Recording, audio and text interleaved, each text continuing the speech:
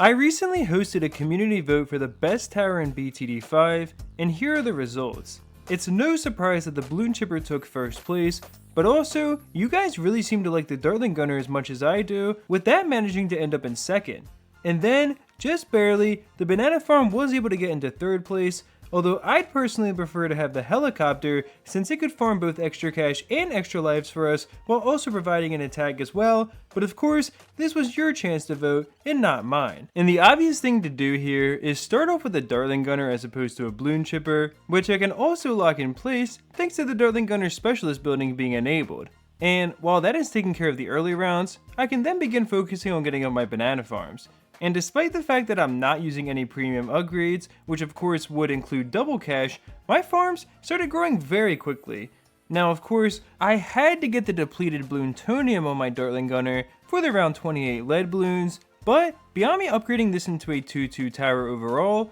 I really didn't have to do much of anything, and I mean literally anything, to build our defense for a little while, allowing me to continue heavily focusing on the farms instead. And that really is the beauty of playing on such an easy map while also playing easy difficulty as well. Now, I did get a second Dartling Gunner along with a 4-2 Bloon Chipper for the first Moab, but as you would expect, this minimal amount of defense easily got us through round 50, where you officially beat easy mode, with quite a few 4-2 banana research facilities on the map already. And to be fair, I also did get a banana farmer special agent to collect everything from our farms, but I really hope you won't hold that against me, since it doesn't really actually do anything to help us beyond, of course, collecting all the bananas, and beyond that, I'll be getting rid of all of them once I sell off my farms long before we actually reach the true limit of what this defense can do. And of course at this point, I had upgraded one of my Dartling Gunners into a Ray of Doom, which can basically vaporize any normal balloon in its path, and this will allow us to get even more banana farms built, which, yeah, that's the main goal, because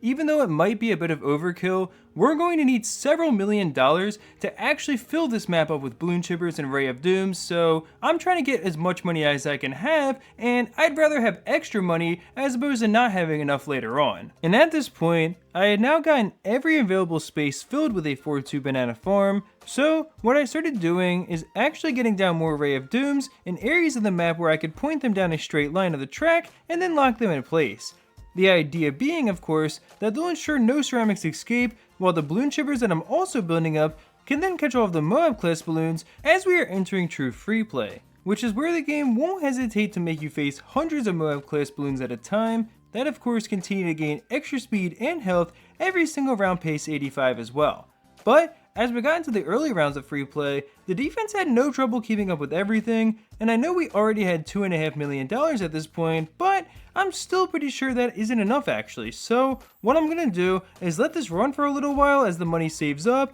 and I just want to say, my goal is to hit 20,000 subscribers by the beginning of July, so if you're enjoying the video, a like and sub really does go a long way to help it grow. Now, when I came back to check on the game, I saw my defense was about to beat round 115, with now 5.3 million saved up, and this should be enough to work with. Especially because each farm is worth around 20k as well, bringing my total up to just north of 6 million once I had sold them all off. And so, the quest to begin filling up the map with 4-2 Bloon Chippers has officially began. Although I was also getting some more Ray of Dooms in areas where I really think they have a good chance to clear out ceramics. Especially I wanted to get a few Ray of Dooms right here where I can actually position them behind the path so that they can directly fire down it and should really ensure us the most ceramic balloon destruction possible. And I also made sure to take advantage of that opportunity over here where you don't have any track on your way at the top of the map in order to fire down this path, before ultimately getting the rest of the map filled up with chippers, which even includes a little strip of land right here that most towers aren't small enough to fit in. And of course the idea behind this defense,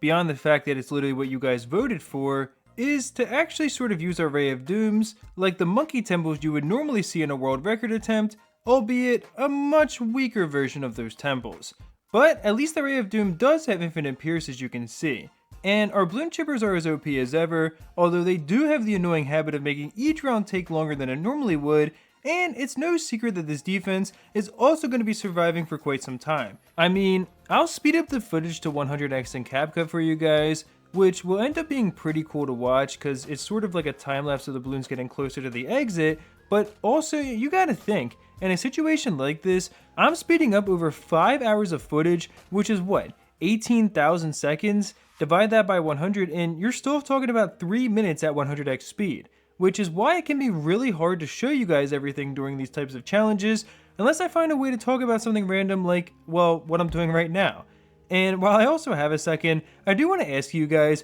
would you prefer if I started including more casual moments in future videos like this? I mean, I'm still writing a script, but it's like I'm literally writing the first thing that comes to mind as opposed to just explaining each part of the challenge like normal. I understand that probably gets a little bit dry after a while, and there is a reason why ISAB is so popular, of course, although he's also more skilled at BTD6 than I am at BTD5, so maybe that helps just a tiny bit as well. But yeah, even with all that yapping I just did, you can see we're only just getting a little bit past round 200 now, and there's still plenty of balloon chippers that haven't even had to engage in the battle yet. In fact, it wasn't all the way until we got up to round 272 specifically that we actually lost 23 lives, and if I'm not mistaken, the Ray of Dooms really aren't doing much to help at this point, considering that it really seems as though Moabs were still getting juggled quite close to the exit. And thus, once we had beaten round 273, I figured it would make sense to switch from the Dartling Gunner Specialist building over to the Balloon Chippers, as this will make it so that any balloon up to a regular Moab will be dazed upon being released from the Balloon Chipper, making it move slower and thus giving us more time to destroy everything. And of course, this is applying to the lower class balloons as well, although turning off the Dartling Gunner Specialist building did reset all of their positionings, so I simply pointed them into the upper left corner of the map and let the game continue running. And you can see that this is pretty effective, as we were already getting past round 280, and there still were some balloon chippers that weren't even having to engage in the battle yet.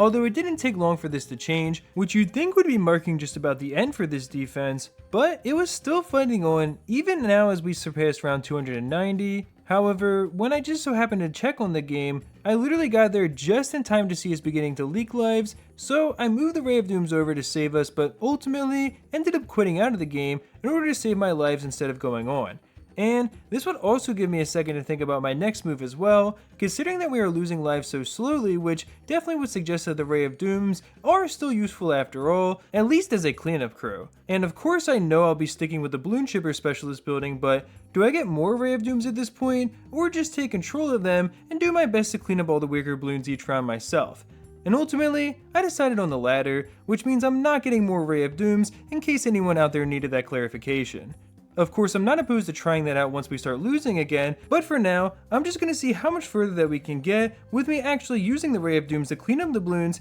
instead of just having them pointed in random spots. And as you can see, things started off pretty well, with me basically getting used to a cycle where all the ZOMGs would be called by our chippers near the beginning of the track before eventually finally getting popped into BFBs, which is where I actually have to start focusing on cleaning up all the smaller balloons that end up resulting from all this chaos. But on just round 295, I did have to actually slow down the game for a while in order to make sure I could clear out everything, which was really funny considering just how much easier that round 296 ended up being. And beyond that, I honestly wasn't prepared for just how much longer that this defense could end up surviving, considering how Bailey was already doing on round 295, but once I started using the Rays of Doom better, it really didn't take long before I had a system where I could clear out all the weaker balloons at the beginning of each round in order to make sure that none of our chippers had to waste time on those balloons instead of focusing on keeping the ZOMGs as close to the beginning of the track as possible. And then once our balloon chippers started popping those into BFBs, I'd make sure to start getting our Rays of Doom positioned to catch as many ceramics as possible.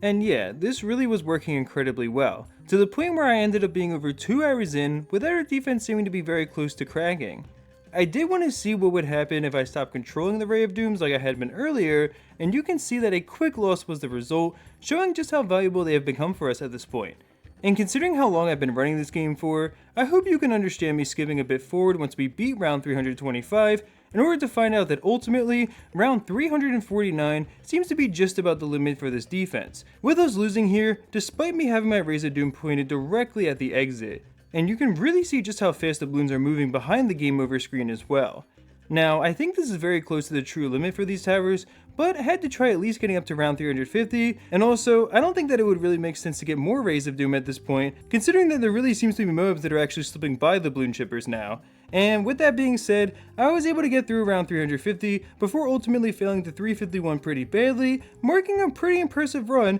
for your favorite towers in the game.